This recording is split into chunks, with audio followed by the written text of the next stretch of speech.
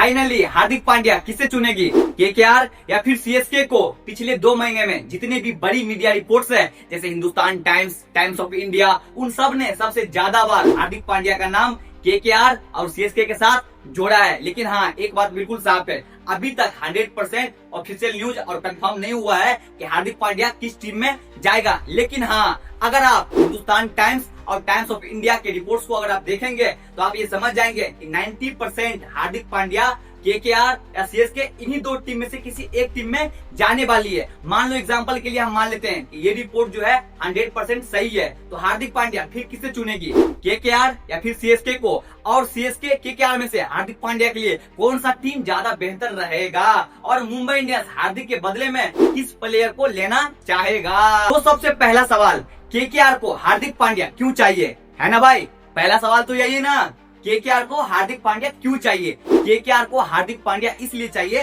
क्योंकि केकेआर को एक ऐसा कप्तान चाहिए जो केकेआर के लिए लंबे समय तक कप्तानी कर सके। और केकेआर के लिए हार्दिक पांड्या से बेहतर ऑप्शन क्या हो सकता है। अगर केकेआर में हार्दिक पांड्या आ जाए कप्तानी के रूप में तो फिर तो केकेआर वाला मजे मजे करने लगेगा। और ये तो गया पहला। और दूसरा, केकेआर जिस उम्मीद से 23 करोड़ रुपया कैमरन ग्रीन के ऊपर लगाया था, बर्बाद किया था। मतलब कि कैमरन ग्रीन आए, खतरनाक 4 ओवर करे, खटाखट विकेट निकाले, बैटिंग करने आए, फंसे हुए मैच को निकाले और मैच विनिंग पारी खेले। लेकिन कैमरन ग्रीन हाय हाय सारी उम्मीदों पे पानी फेर दिया। सिंपल सी बात है मेरे दोस्त, आप कैमरन ग्रीन को और हार्दिक पांड्या को एक जगह खड़ा कर दो और किसी भी आईपीएल टीम को बोलो कि भाई इन दोनों में से आपको कौन सा ऑलराउंडर चाहिए। हमको मालूम है आपके मन में पहले से आ गया होगा हमें तो हार्दिक पांड्या चाहिए। बस वही बात है, जितने भी टीम है यानी 10 के 10 टीम हाथ धो के साबुन से अब पीछे पड़ जाएगा हार्दिक पांड्या को। हमें चाहिए तो हार्दिक पांड्या। क्यों? क्योंकि हार्दिक पांड्या कैमरन ग्रीन में वही फर्क है जो एक स्टूडेंट और मास्टर में होता है। हार्दिक पांड्या के सामने में कैमरन ग्रीन कहीं भी नहीं टिकता है, चाहे वो बॉलिंग हो, बैटिंग हो, चाहे एज ए फिनिशर हो। तो केकेआर का जो एक सोच था कि हमको पेस बॉलिंग ऑलराउंडर चाहिए जो बॉलिंग करने जब 4 ओवर आए तो हर बल्लेबाज को घोंप दे और जब बैटिंग करने आए तो हर बॉलर को पेल दे। तो भाई आप ही लोग बताओ कि हार्दिक पांड्या से बेस्ट ऑप्शन केकेआर के लिए क्या हो सकता है मेरे भाई। कुछ भी नहीं हो सकता। और साथ में हार्दिक पांड्या के रूप में एज ए फिनिशर एक ऐसा फिनिशर मिलेगा जो टॉर्च लेके भी ढूंढेगा ना कोई भी टीम तो उनको नहीं मिलेगा। तो भाई एक तरीका से अगर केकेआर में हार्दिक पांड्या आता है तो केकेआर का कप्तानी का problem solve, pace bowling allrounder का प्रॉब्लम सोल्व और साथ में एज ए फिनिशर का भी प्रॉब्लम सोल्व। तो केकेआर को भाई एक तरीका से लॉटरी लग जाएगी। लेकिन हार्दिक पांड्या को केकेआर में आने से क्या फायदा होगा? केकेआर में आने से हार्दिक पांड्या को बहुत फायदा होगा। सबसे पहला फायदा ये होगा, जब केकेआर के अंदर हार्दिक पांड्या एज ए कप्तान आएंगे तो उनका कोई भी कंपटीशन नहीं होगा जैसे मुंबई इंडियंस में हुआ करता था।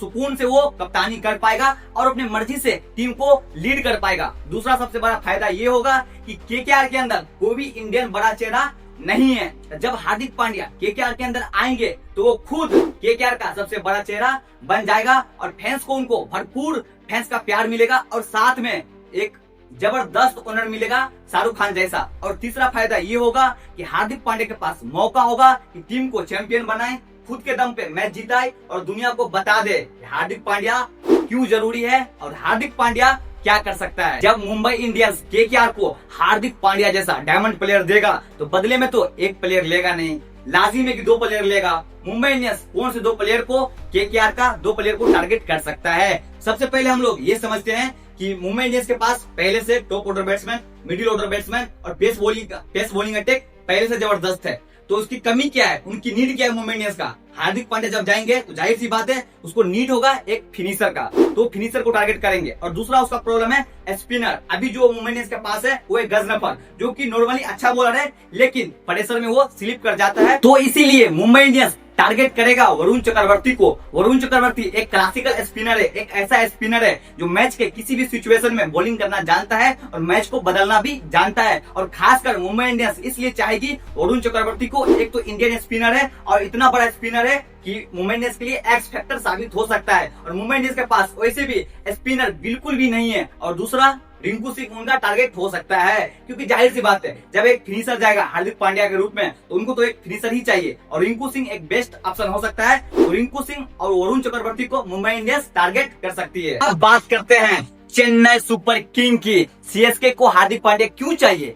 सीएसके को हार्दिक पांड्या क्यों चाहिए? इसके दो वजह है। सीएसके को एक बेहतर फास्ट बॉलर ऑलराउंडर चाहिए, दूसरा उसको एक बेहतर फिनिशर चाहिए। सीएसके का अभी जो फास्ट बॉलिंग अटैक है वो थोड़ा एवरेज है, नॉर्मल है, मतलब अंशुल कंबोज, इसके बाद Khaleel Ahmed, Jamie Overton, Matt Henry. लेकिन जब हार्दिक पांड्या आते हैं सीएसके में तो सीएसके का बॉलिंग लाइनअप और भी ज्यादा स्ट्रॉन्ग हो जाएगा और मजबूत हो जाएगा। और दूसरा, सीएसके शिवम दुबे को जिस काम की वजह से रखा है, एक तो पहले से शिवम दुबे बॉलिंग के साथ इफेक्टिव नहीं है और पिछले 2-3 साल से एज ए फिनिशर भी वो फेल रहा है। ना तो वो अच्छे से मैच को फिनिश कर पा रहा है और ना तो वो मैच विनिंग पारी खेल पा रहा है। लेकिन जब हार्दिक पांड्या सीएसके के अंदर आएंगे तो सीएसके का एज ए फिनिशर, जो फिनिशर का प्रॉब्लम है वो भी सोल्व हो जाएगा। जब हार्दिक पांड्या सीएसके के अंदर आते हैं तो सीएसके का बॉलिंग लाइनअप भी स्ट्रॉन्ग हो जाता है, उनको एक पेस बॉलर ऑलराउंडर भी मिल जाता है और एज ए फिनिशर का भी प्रॉब्लम सॉल्व हो जाता है। लेकिन हार्दिक पांड्या को सीएसके के अंदर जाने से उनको क्या फायदा होगा? देखो, यहाँ पर मेरा एक पॉइंट ऑफ व्यू है, मैं यहाँ पे गलत भी हो सकता हूँ, लेकिन मेरे हिसाब से हार्दिक पांड्या को सीएसके में जाने से उतना फायदा नहीं होगा। क्यों? क्योंकि जब हार्दिक पांड्या सीएसके के अंदर जाएंगे वो खेलने के लिए तो जाहिर सी बात है उनको एज ए प्लेयर खेलना पड़ेगा, क्योंकि सीएसके के पास पहले से कप्तान लॉन्ग टर्म के लिए मौजूद है ऋतुराज गायकवाड़, साथ में बैकअप में भी संजू सैमसन है। जबकि हार्दिक पांड्या गुजरात टाइटंस का कप्तान था, जब वो मुंबई इंडियंस वापस आए एज ए कप्तान ही वापस आए, ये तो हो गया पहला। दूसरा, सीएसके के अंदर संजू सैमसन, ऋतुराज गायकवाड़ पहले से ही बड़ा चेहरा मौजूद है, तो ऐसे में हार्दिक पांड्या को उतना हाइप नहीं मिल पाएगा जितना उसको केकेआर के अंदर मिल पाएगा। मान लो एग्जांपल के लिए मुंबई इंडियंस सीएसके को हार्दिक पांड्या दे देती है, तो आप सबको पता है जब हार्दिक पांड्या जैसा डायमंड प्लेयर देगा तो बदले में तो एक प्लेयर लेगा नहीं, कम से कम लाजिम 2 प्लेयर लेगा। तो मुंबई इंडियंस किसको टारगेट कर सकता है? सबसे पहला टारगेट जो करेगा बिल्कुल निशाने के साथ मुंबई इंडियंस, वो करेगा सीएसके के आयुष मात्रे पे। इसलिए करेगा क्योंकि रोहित शर्मा 3 साल 4 साल 5 साल बाद वो खेलने वाले ज्यादा अब है नहीं, तो उनके लिए उनके रिप्लेसमेंट के तौर पे कोई तो चाहिए। और आयुष मात्रे इंडिया का फ्यूचर है और ओपनिंग कर सकता है मुंबई इंडियंस के लिए लंबे समय तक और विस्फोटक बल्लेबाज है, तो ऐसे में वो चाहेगा कि रोहित शर्मा के रिप्लेसमेंट के तौर पे आयुष मात्रो को लेके आए। और दूसरा, वो तो टारगेट करेगा कि स्पिनर भी मिल जाए और फिनिशर भी मिल जाए, लेकिन इन दोनों में से कोई एक ही चुनना पड़ेगा, क्योंकि जब आयुष मात्रे को ले लेगा तो कोई एक प्लेयर ही और ले सकता है। तो वो स्पिनर से तो काम चला लेगा गजनफर से जैसे तैसे, लेकिन फिनिशर के बिना उनका काम, मुंबई इंडियंस का काम या किसी भी टीम का काम नहीं चल सकता है। तो वो शिवम दुबे को एज ए फिनिशर वो टारगेट करेगी। तो मुंबई इंडियंस आयुष मात्रे और शिवम दुबे के ऊपर टारगेट करेगी अगर डील डन हो गया तो। और आप लोगों के लिए एक खुशखबरी है। खुशखबरी ये है कि 2 महीने से लोग परेशान हैं और नेशनल क्वेश्चन बन चुका है कि हार्दिक पांड्या आखिर किस टीम में जाएगा। लेकिन 1 से 2 हफ्ते के अंदर में मुंबई इंडियंस का रिव्यू मीटिंग होने वाला है और वही मीटिंग में पता चलेगा कि फाइनली हार्दिक पांड्या किस टीम में जा रहा है और मुंबई इंडियंस का क्या रणनीति